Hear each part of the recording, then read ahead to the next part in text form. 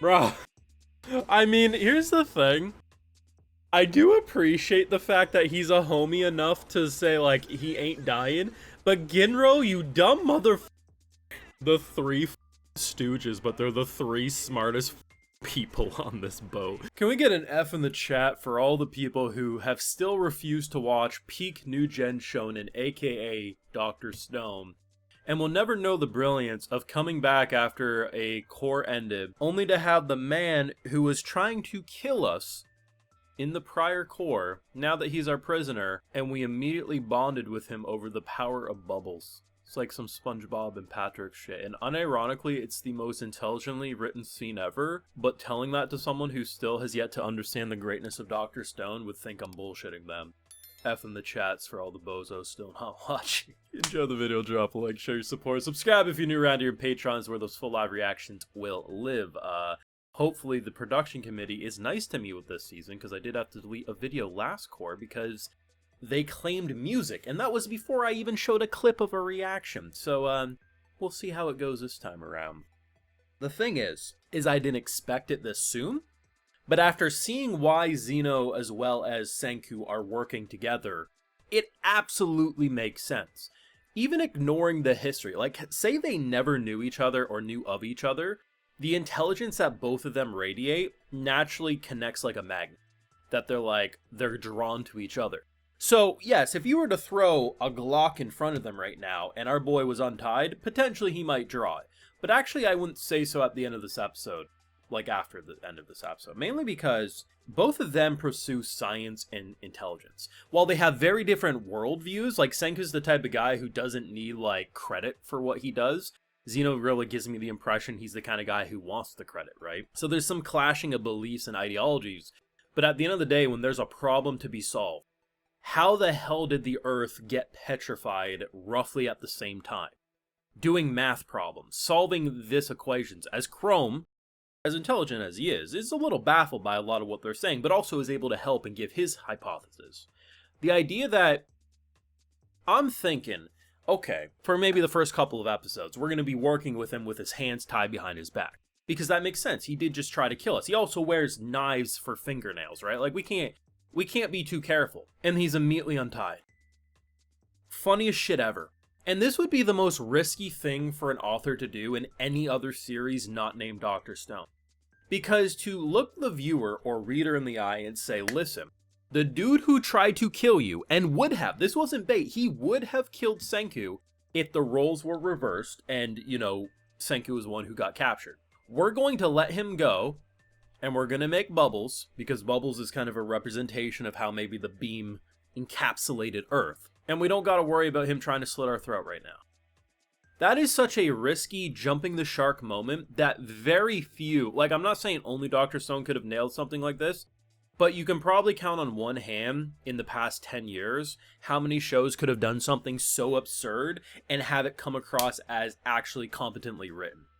And that's the brilliance of this show, is that the way they're trying to problem solve, they naturally need to work. Like, depending on how this core goes, by the time Stanley and them catch up, because at some point they will, of course, most likely Stanley's going to come in there guns a-blazing, and we're going to be like, drunkenly like, just party. Nah, don't worry about it. We're good now. Like, I'm not sure if we can trust forever, but if Tsukasa has proved anything, is that who once was foe can easily be friend, and especially for those who have a mentorship kind of thing go on here. We got our objective. We're going to go to kind of like the point where we think it all started. The way they've been talking about it, my current idea is that because it seems like it didn't come from outer space, but it came from within our atmosphere, they're kind of talking about coming from the ground. To me, it almost feels like, because we know the Medusas, right? Like, they're the little objects that can petrify. It almost feels like a drone level thing that happened where they were positioned all across our atmosphere around plane level. And the fact that it took 57, 59 seconds, whatever they said, in order to reach, that's probably how it happened, because given that Senku's dad orbited, you know, the Earth, he didn't get caught up in it, so therefore it couldn't have come from the moon, but it could have started from the moon by sending stuff into our atmosphere. Like, there's some alien-like shit that potentially is going on here, and it has me excited. The underdog, though, of this episode, and will probably get overlooked, is Chrome himself. The thing that I think this show did the best, ignoring the fact that they actually would research and have researchers like contribute to could this be built with this type of technology in this type of time period, that's obviously the best part of the show because it's literally competently written, but it's Chrome. The thing with his arc is there's so many shows that they have the pupil, the sidekick, and it's like, I'm going to pass the torch to you someday, right? But they never live up to the main guy or girl, which makes sense often, but at the same time, it's frustrating because you're trying to make the viewer or reader say, oh, they can be just as good as Senku. But Chrome absolutely could. He probably never will, just for the one reason that Senku had such a head start.